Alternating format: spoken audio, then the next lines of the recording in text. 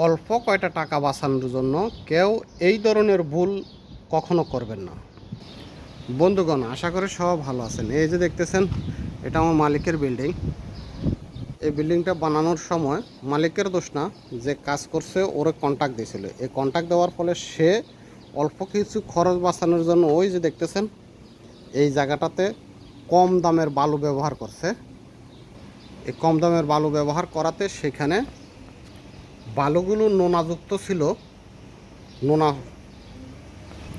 বালু থাকার কারণে এই যে দেখতেছেন পরবর্তীতে প্লাস্টার উঠে যায়, এবং কি প্লাস্টারের নিচে এই যে দেখেন এই এই যে দেখেন এই নোনা, এই সবগুলো লবণ, এই যে দেখতেছেন এই সবগুলো লবণ।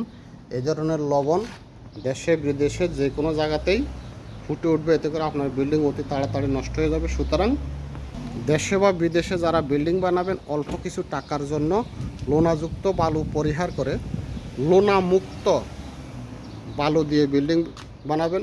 এতে করে আপনার বিল্ডিংয়ের প্লাস্টার খারাপ হবে না, বিল্ডিংয়ে নোনা আসবে না।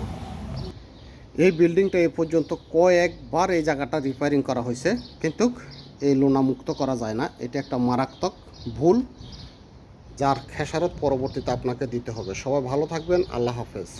আসসালামু আলাইকুম আ রহমতুল্লাহ।